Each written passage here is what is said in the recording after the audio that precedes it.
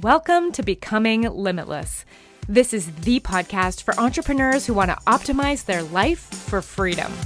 I'm going to teach you how to upgrade your health, money, and mindset so you can have more energy, time freedom, and financial independence. I'm your host, Tanessa Shears. Let's jump in.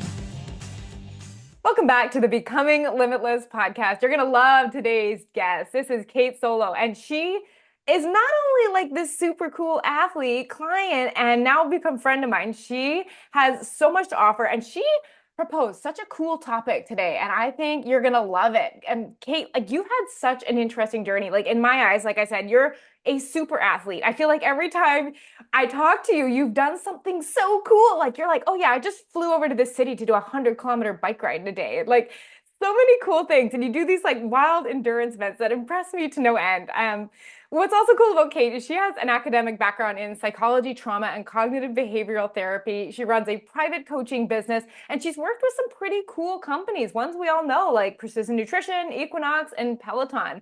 The other thing that I think is cool is she writes a very highly engaging email series, which we're definitely going to link to. They're called the Super Coach Diaries. And she has a background in life coaching, health, fitness, teaching yoga. Like I feel like you've done it all when it comes to the health space. So I'm going to ask you a quirky off the top question. If you could describe your approach to health and life optimization as like a season, given what we're talking about today, which one would it be and why? Oh, that is such a great question. No one has ever asked me that question before. And I feel like if I was a season, I would be summer, and in a sense that I am full on, right? Like there's just a lot there. Summer has so much to offer. Summer has so many flavors and colors, and summer is so vibrant, and summer can be loud. And that is me to a T. Summer, very much so. I love it. I love summer too. No wonder we get along. It's so good.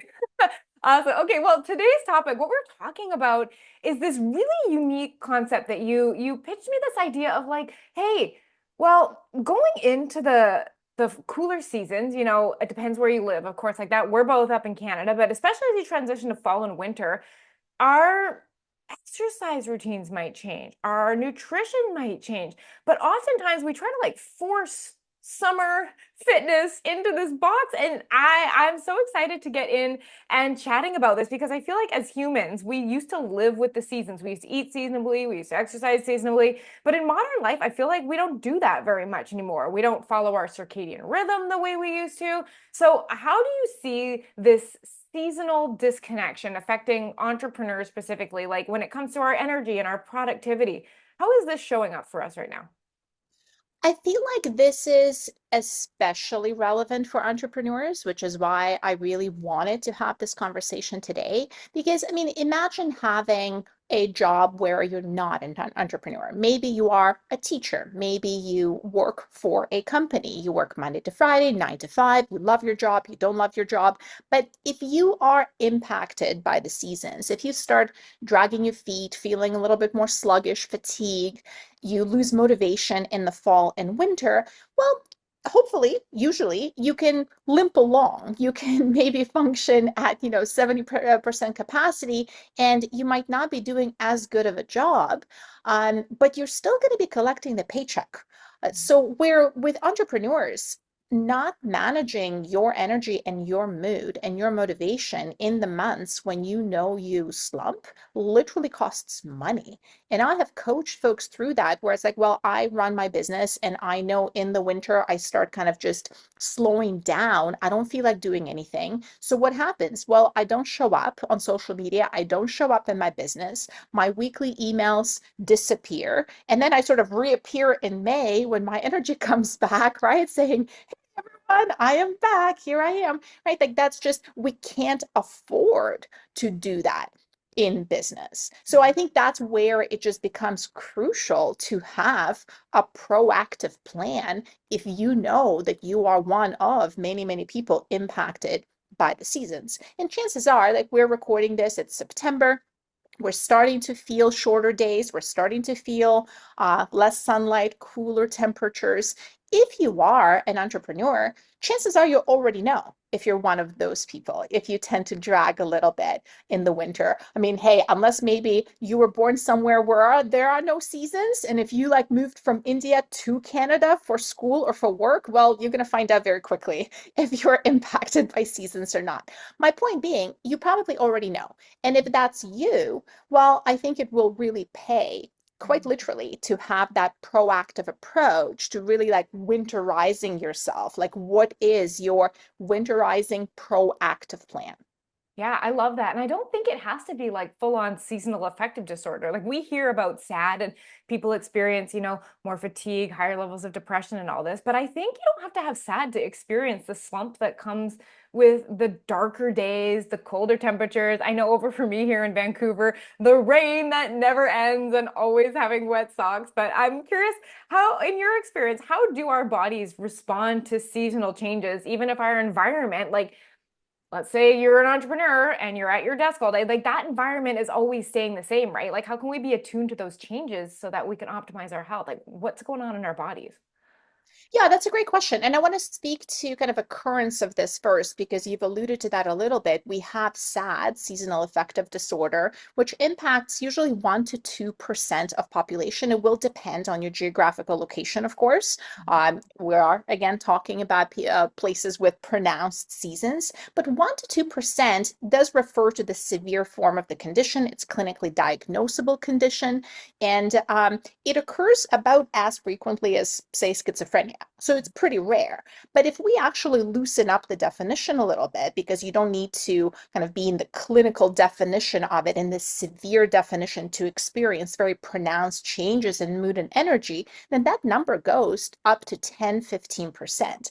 And then the other thing I started noticing in the last couple of years, because I do run a group coaching program specifically for folks who struggle with winter, I found this really interesting thing where the vast majority of people that would enroll would have ADHD or have another form of neurodivergence. And I started digging into it and actually realized that there is quite a bit of research showing that there's a correlation between ADHD and seasonal affective disorder. So if you have ADHD, then like in the ADHD population, we have as many as 30% of people developing SAD in the winter, which is like 30 times average the normal population. So I thought that was pretty interesting and fascinating as well. So it's as if folks with ADHD have a more like a solar battery that runs out quicker. Yeah, that's So fascinating because you know how many entrepreneurs identify as having or experiencing ADHD? Like, I feel like the entrepreneurial oh, community has higher prevalence of that in my experience. Like, there's a lot of entrepreneurs supporting entrepreneurs with that experience right now.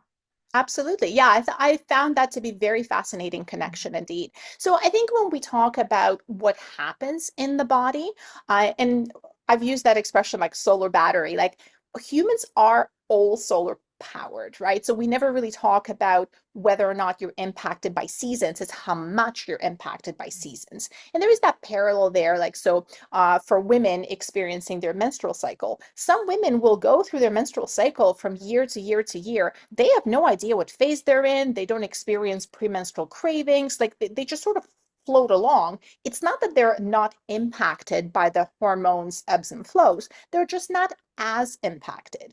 Other women are highly sensitive to those variations. Like they will really feel differences in energy, mood, sleep.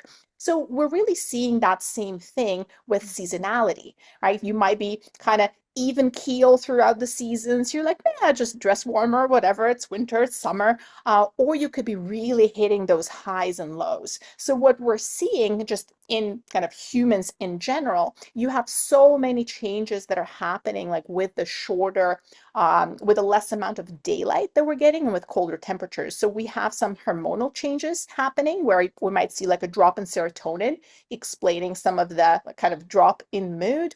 We see changes in metabolism where there is increase in appetite. We start craving foods that are more calorically dense. We start craving more carbohydrates. They're very rarely, like the complex carbohydrate, the hydrates that we crave, which again often explains like the weight gain that we see in the winter because we have this increased appetite, we see increased cravings coupled with less activity and it being harder to get outside and just moving around.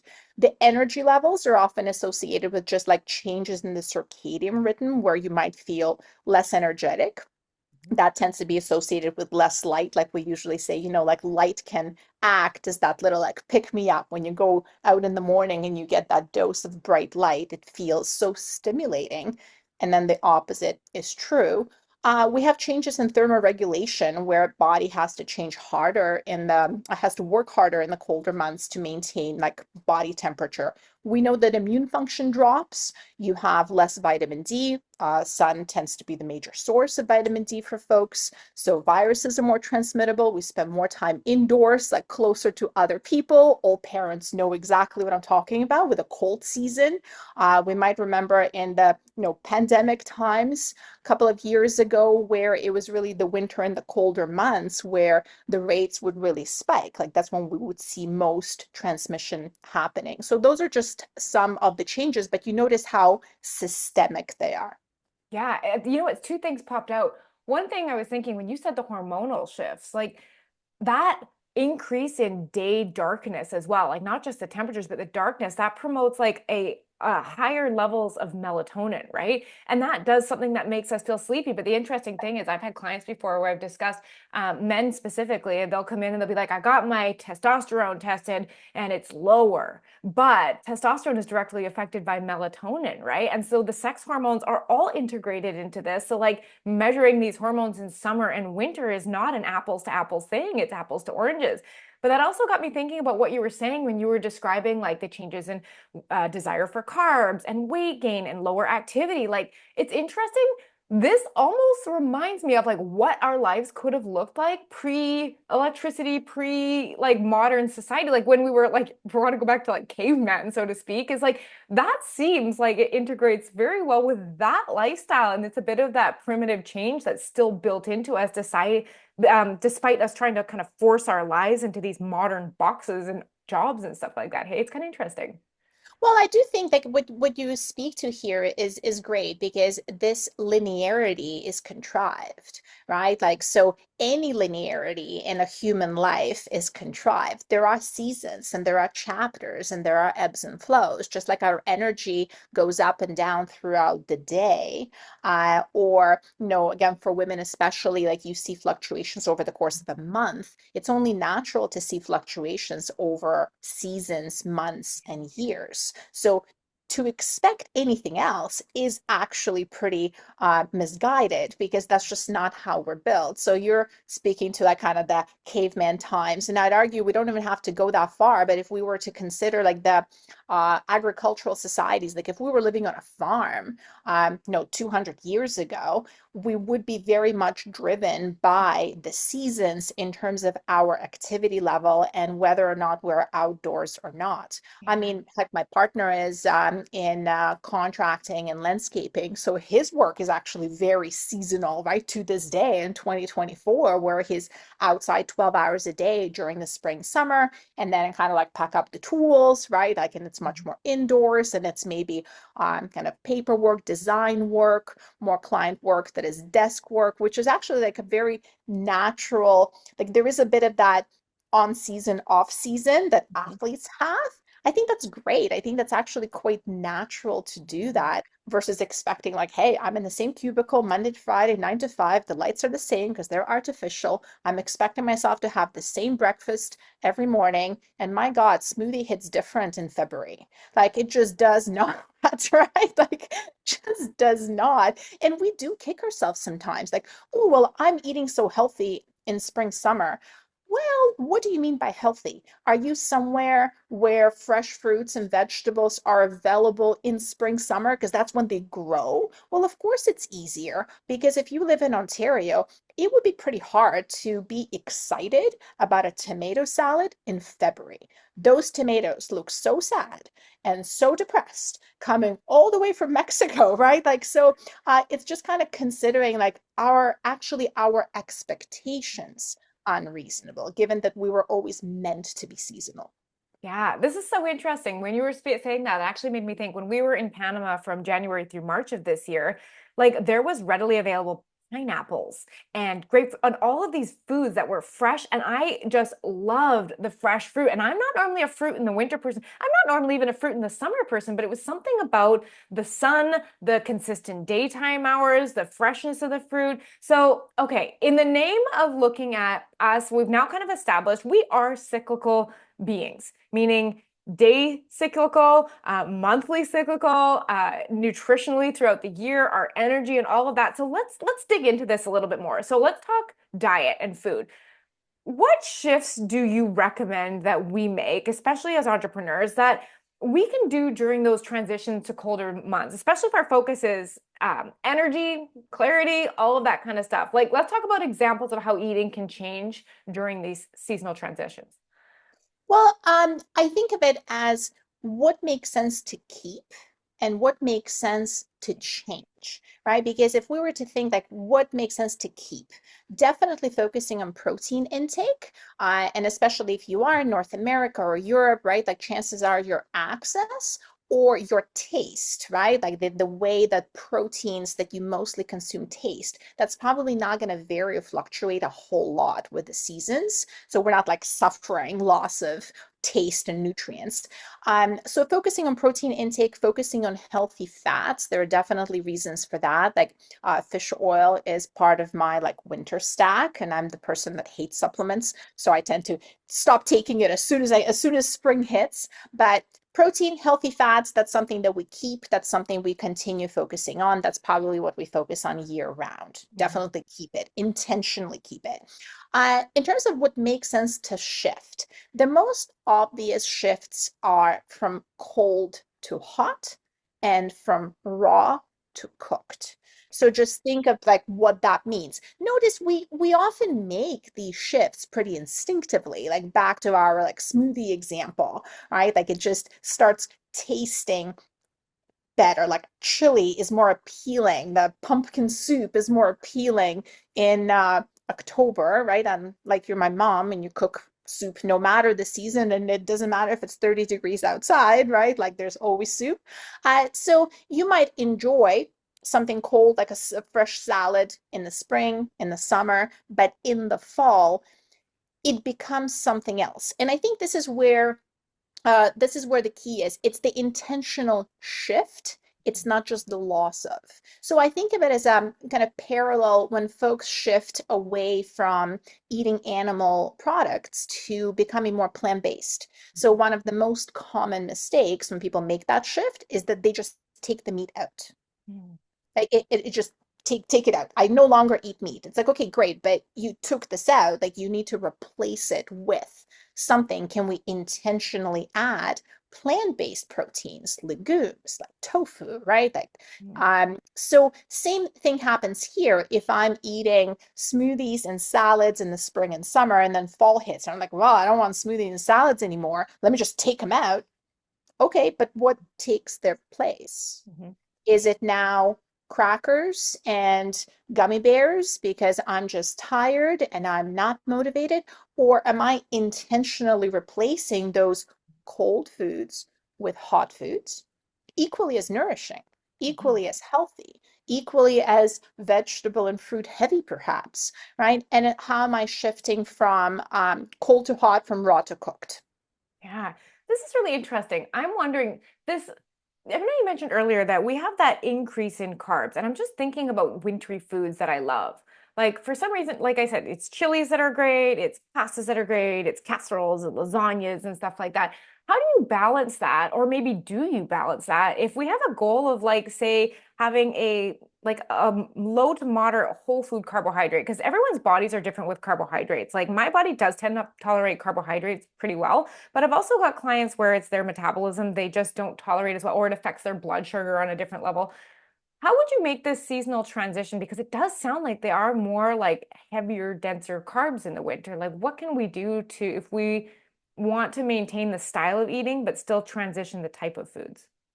So I think that there would be two things here. One, I really highly encourage folks to consider their weight range Mhm. rather than their perfect, and I'm putting air quotes here, perfect weight, right? Because generally, I think the goal of maintaining the same weight and the same body composition year round is a contrived goal, and it's Oh, not a I love realistic this. goal.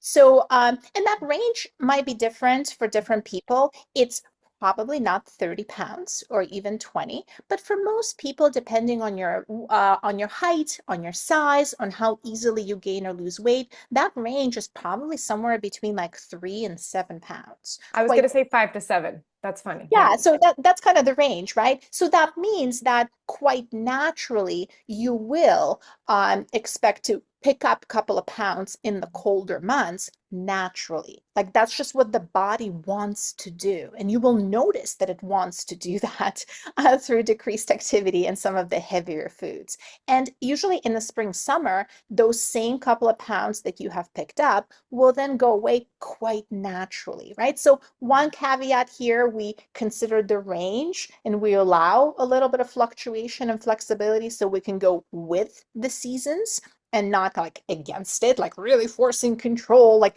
everything has changed, but my body must look and feel the same. Mm. So we introduce some softness there, but also like even when I think of experimenting with different ways of eating. Like if you experiment with different ways of eating, I know Tanessa loves I love experiments. it. You said my favorite word. I love experiments too. Like I say, consider like matching your particular experiment to the seasons. So my spouse and I, we have done a 100-mile diet experiment where you only consume foods that come from within 100-mile radius of where you live. Oh, they're going Now, to be so much fresher. there Listen, when we were thinking of this experiment, a little bit of planning, right, that takes place, we knew that we wanted to do it in the month of August because where we are in Ontario, in Canada, like that's when we would have the biggest choice of produce. Like it would be pretty hard to do it in January. We'd be eating a lot of potatoes, right? So like we wanted to do it in August, and I think the same thing goes for other ways of experimenting. Like if you've ever considered experimenting with intermittent fasting or carnivore diet, I would definitely be much more likely to do that in the colder months as I already move less, as higher carb intake is not as crucial. I mean, especially for me, I'm a runner, but just generally, right, because our activity goes down in Mhm. the winter, it's Mhm. actually not as like necessary, like we crave it more. And then also like fruit and vegetables are not as readily accessible, they don't taste as good. The whole grocery aisle, fruits and vegetables, starts looking pretty sad. So like I would also just consider playing with how I'm periodizing my nutrition just a little bit in line with the months. Cool. I wonder if even shifting towards frozen vegetables at that time of year, frozen vegetables are like flash frozen at their peak ripeness, where it's like fresh stuff. I mean, in December, January, by the time it gets here, probably, I wonder if frozen might be a better alternative to keep some of the nutrition in there. It often is because, I mean, hey, if you get frozen, like the flash frozen corn, for example, or peas, like that's going to taste the same year round. Hmm. Fresh strawberries, you were talking about readily available pineapple, and I was kind of smiling because, of course, the pineapple is readily available in Ontario and Vancouver as well. It's just not local, and therefore it's not fresh because it has traveled months and months.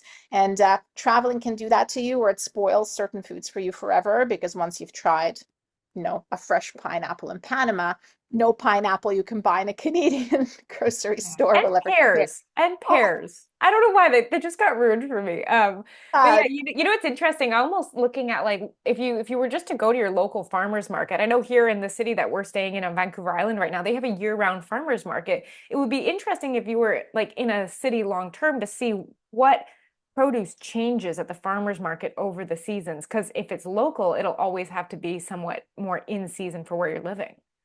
Absolutely. And I would encourage folks, like I learned that the hard way during our 100-mile diet, where you would go to a farmer's market and you would see like mangoes. And I'm like, wait, I Oh. know for a fact that we do not grow mangoes in Ontario. So kind of just asking, like this is, asking questions like, hey, where is this from? Or because just because it's at your farmer's market doesn't mean it's local or fresh or Oh, busted. sorry. Busted. You know what? I like this. I always love good, challenging perspectives because that's how we learn. Of course, mangoes wouldn't be local, but you see them. I think that's good. Getting engaged and actually talking to your community and your farmers market. I love that. I also know that you have a background in Ayurveda, and that comes from the years you've had as a yoga teacher. I'm curious how us as entrepreneurs we can incorporate some of these practices and maybe even explain a little bit about what it is, because I know that that has a lot to do with temperatures, hot, cold. I know a very little, but maybe you could educate me, bring me up to speed. Uh, Yoga is my first love, my first movement practice. I've taught yoga for years. I traveled India for 6 months. I've studied with some of the biggest teachers in North America. So this has been like a full-on obsession. I clearly don't do anything halfway, as you've noticed, right?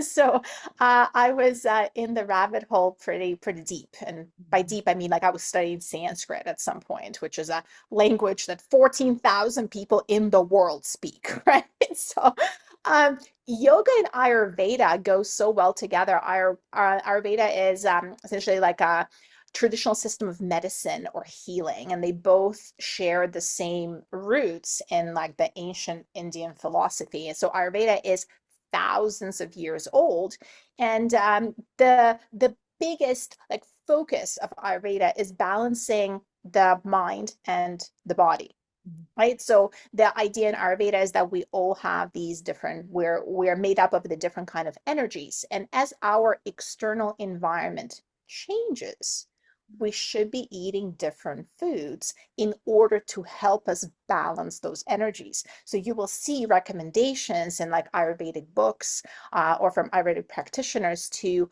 lean more towards heavier, oilier foods in the Mm. colder months to kind of try and soothe the system, right, and reduce inflammation. And then this spring, summer, you're supposed to be eating more bitter foods and more crispy foods, which if you think about like bitter foods in the spring, what is bitter in the spring? Like where asparagus, greens, right? Like everything that is in season. So it's this like amazing coincidence, which was of course not a coincidence at all, because when we tap into Ayurveda, it's this healing practice. It's not necessarily like what we would consider evidence-based in the traditional Western medicine. But when we look at the principles, they actually overlap so beautifully with what we're already like either instinctively know to do, or maybe are doing, or know that it's better for us. Like hey, we're back in eating with the seasons, shifting kind of with the seasons rather against them. Like there's that transition from raw to cooked and cold to hot yet again. So I Mhm. thought it was just so cool to like see Mm. that echo in different Yeah. places and areas. And you know what's interesting? It also beautifully complements everything that I have learned about the female hormone cycle. And if you've read like any of Elisa Vitti's work, she wrote In the Flow. That was one of the first books that kind of tuned me into the changes in our internal seasons during the month where female cycles. She actually recommends, because during that season of ovulation, your body is at its warmest, to go to uncooked foods and salads and stuff like that. And then when you are closer to your period or on your period, you want to think warmer foods, you want to think heavier food. And it's so interesting. Like we've been talking about this on a micro, like looking at the month, then we go out to the year, and then we could probably like it's very cool to see how this rhythm keeps showing up in everything we're talking about. And I think like leaning into that, speaking of what you said, was a really it's a kind of a really cool way to just optimize how we were designed instead of trying to fit it into this structure. But I love this. So what we're getting, like you said, we're going from cooked or uncooked in the summer and raw and cooler foods to warmer foods, cooked, more heartier, more carbier, more heavier, that kind of thing. And just looking at how we can um, allow ourselves to naturally experience that shift. So let's do a little bit of a shift gears. Let's go into fitness because that's another big area with health that has a seasonality to it. So I know when we've spoken before, you've talked about this idea of like leaning into or away from the seasonal changes when it comes to our health. So let's talk a little bit about how we can balance those fitness routines, and maybe do things that keep us excited when we are going through that period where we don't feel like moving as much. Well, if you've ever worked with me one-on-one, you would have heard this question a million times, right? Like where I often start with, is there a problem to solve? Because if there's no problem to solve, let's not solve a problem. This is like another way of saying if it ain't broken, let's not fix it. So that is for all the folks who might have a particular fitness and movement routine year round, Mhm. and your variation looks flat, but it's working for you. Congratulations, Mazel Tov, right? Like this is like where there's nothing to change. So maybe you do CrossFit 5 days a week. If you do CrossFit 5 days a week, that is something that could be maintained Mhm. exactly the same way year round. You show up to the box to your 6 a.m. and you do your WOD and you go home and it works. Maybe you are a runner, a little bit less obvious, but there are many runners who run year round. Mhm. They dress appropriately, they change their gear, they change shoes, and they run. So if you already have a movement that you do however many times a week and you don't see the need to Mhm. change it, please don't touch it. It's amazing. It's already working for you. We're really going to be talking here to folks who feel a shift in their movement and like fitness regime. So if you are a runner who runs spring summer, because guess what? The weather is nice, and it's amazing. You get out on trails and it's beautiful and the birds are singing, and then October comes. And you try it, you really do. You go outside, you try a couple of times, you get slapped in the face by rain and wind, and you come soaked, and you're like, never again. You stop running for the entire fall and winter, and then you climb out in May feeling like you have never run a mile in your life, right? Like, so if that's more like you, or insert another activity there that really gets hit hard by the seasonal changes, that's really where I encourage you to consider to either lean in or lean away from the Mhm. seasonal changes. So when we talk about leaning in, if we're going with our running example, how do we lean into the winter? Well, maybe we pick an actual winter specific sport that we could shift to. And many like trail runners or runners, they actually shift to cross country skiing, to snowboarding in the winter. And it's a very natural shift where you're literally going with the season. I run as long as I can run. And as when I can no longer run, I put on snowshoes or I put on skis and I keep moving in the horizontal fashion, right? Like from point A to point B. So there's really like a way to kind of go with it. It's already snowing, might as well put skis on. Or if you're just not necessarily outdoors person, you don't feel like leaning in, I feel you, you can lean away. And what I mean by that is have a very intentional plan to change to something else entirely that maybe has you indoors. Maybe that's actually when you shift away from running or cycling, whatever you do outdoors, to there's your CrossFit era, right? Mhm. Like October 1st is when you renew your membership at a local CrossFit gym or your local hot yoga studio or your local anytime fitness. And that is your routine. You notice that takes the guessing out of it. You're doing it very proactively. That's just what you do. So, May to September, you do thing number one, and then October to April, you do thing number two. There's no guessing. There's no thrashing around for 2 months where we're being all dramatic about how we should really be able to do this, but we don't want to. And why can't we just be like that person that runs year round, right? Like there's just this remove the drama and insert a plan. Yeah, I love that. And I can definitely see my hot yoga seasons come during Yeah. the winter. And I think it's actually, you know what, speaking to that, it's a beautiful way to involve some cross training. I imagine like running year round. I mean, a lot of people love it and do it, but when you do something that is very repetitive over a long span of time, you do increase your risk of injury, especially if your shoes wear out and you're not proactive about them, or you're running differently on icy, wet roads. But if you did something like the example you gave of, running in these months and CrossFit during these months, it's a great opportunity to cross train. You get your strength training in there, and it's like a seasonal way of making sure you are a well-rounded athlete, so to speak. From the just even like fitness principles and principles of periodization, this is a great way to go, right? Because you build up. This is where you can actually take advantage of those few pounds that you pick up along the way. That's where you can get strong, right? And then very naturally in the spring, summer, like if we're talking about endurance sports, like runners, cyclists, and again, they kind of start racing, they start like moving more, and that kind of the weight goes away by the time October hits. You're feeling yourself getting weaker, and then it's time to go back to the gym again. Yeah, yeah. Well, and I think part of it too is just understanding how to dress. I can't speak to this. I'm one of those like I go indoors in the winter, but like I've always been told like it's not a weather thing, it's a how you're dressed thing. And like a lot of it has to do with getting, if you're going to be outside, proper, insulating clothing, stuff that's actually moisture wicking, stuff that is water repellent, because sometimes the same summer clothing is not always winter clothing. Would you have a span of outfits? Do you have like the winter stuff and the summer stuff that helps you Yeah, keep the cold out? that is such a great question. So I've been suffering from SAD for over 10 years, right? And the last couple of winters have probably been my best because like of all the things, right? I'm getting better every year. I figure something out. There is a little tweak. I kind of joke that by the time I actually have a perfect winter, I'll be in my 90s and I won't have that many winters left. But I keep learning. Yeah. I have to say, like it's not whether it's gear. It is one of those pieces of advice that we get a lot, and it is factually accurate and correct and so incredibly annoying in the moment to receive, especially if you're someone that struggles with winter, right? It's like, and I know this is going to sound so silly, but I've spent years just avoiding the idea of winter. Mhm. It was winter. I was living in it. I was freezing my butt off every day, but I would like Tanessa, the first pair of winter boots I have purchased 2 years ago. I don't So have just any. Is that sad? Or rain boots? you just go to Canada. What are those really expensive rain boots? What are those called? I feel like everyone hunter boots or something like that.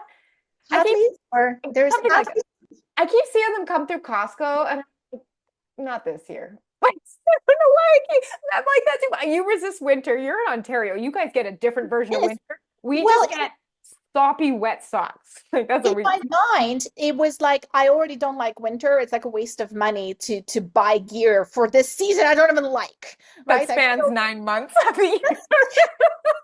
so it's funny, but I also get it, right? Like so I get it. Like that gear helps so much, but you also almost have to be you have to be well enough, right? Like you have to be like for me that was the case. I needed to be like well enough, like together enough and proactive enough to Mhm. actually start thinking about Yeah. gear.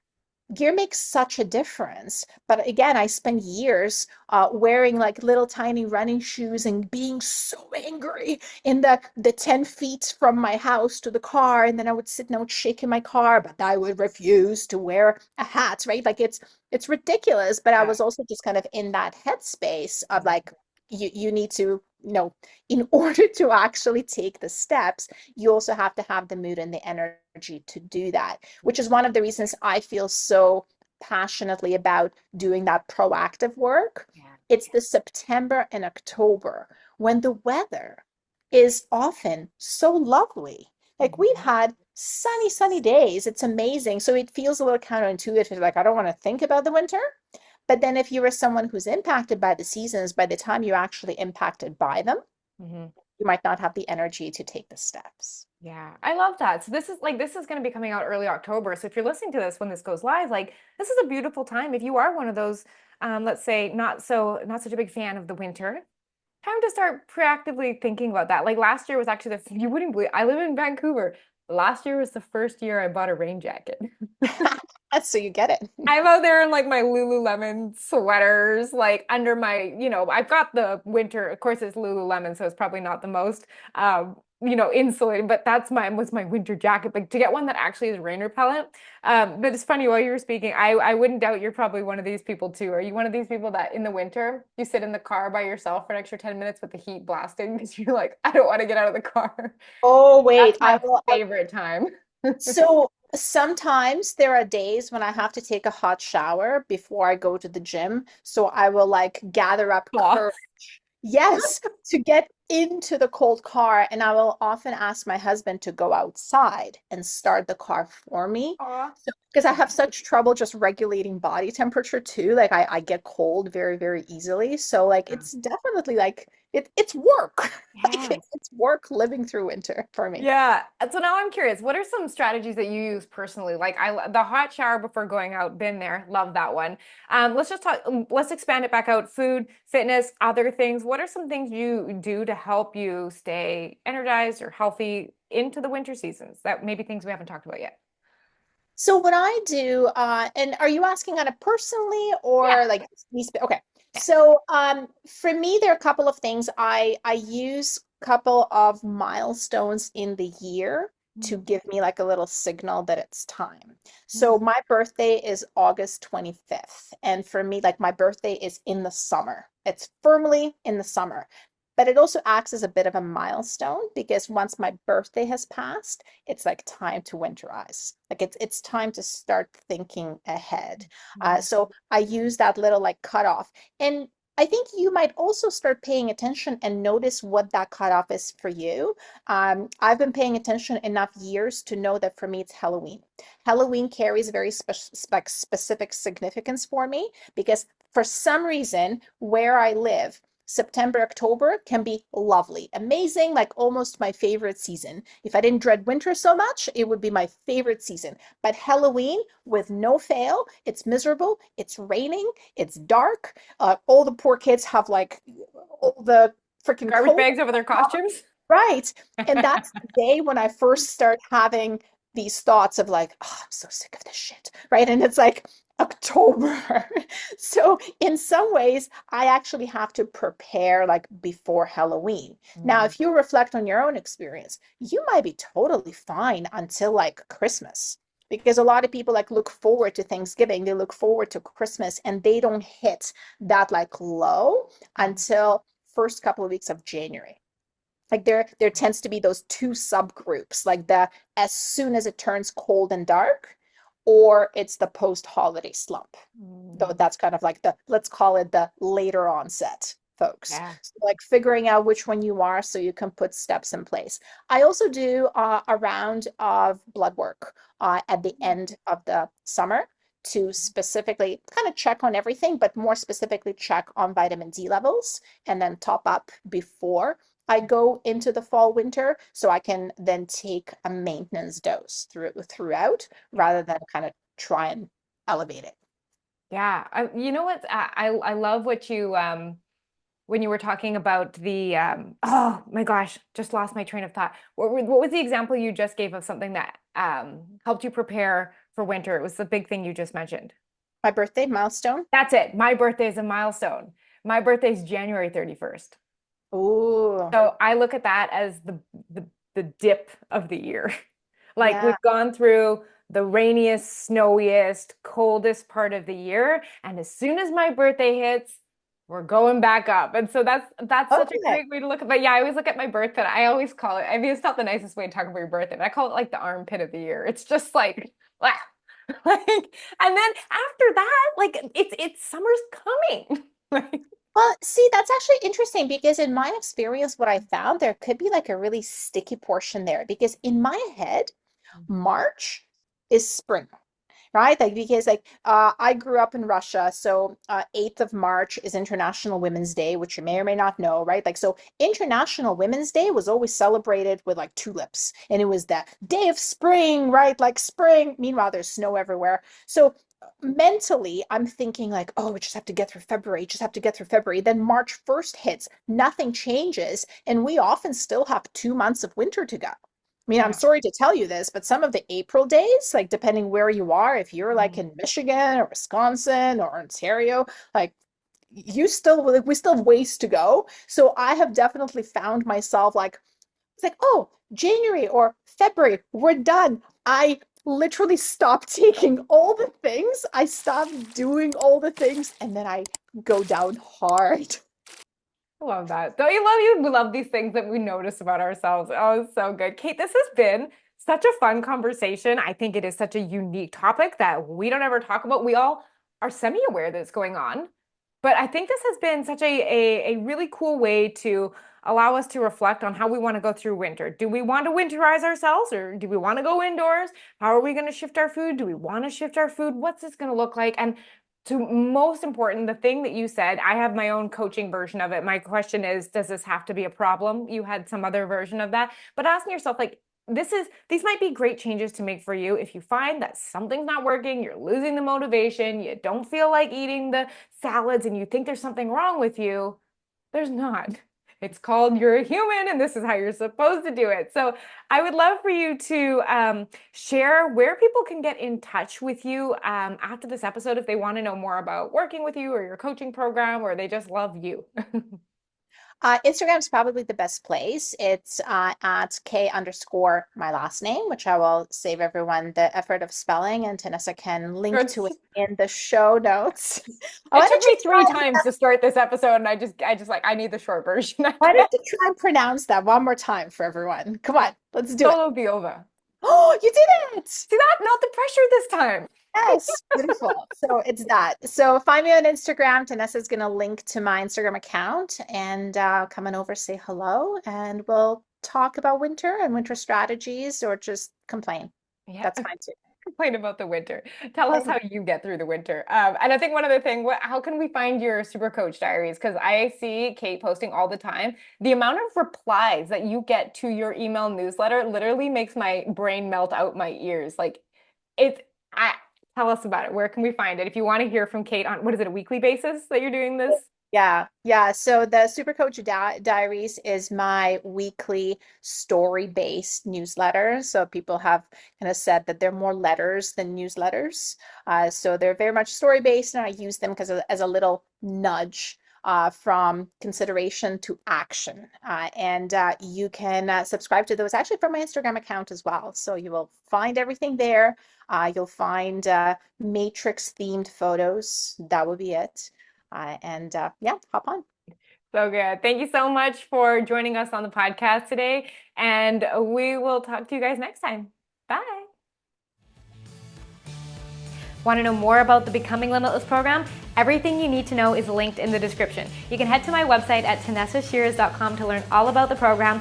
Or if you're not ready to work together yet, you can check out my free podcast, Becoming Limitless. It's the go-to podcast for entrepreneurs who want to optimize their brain and their body with biohacks.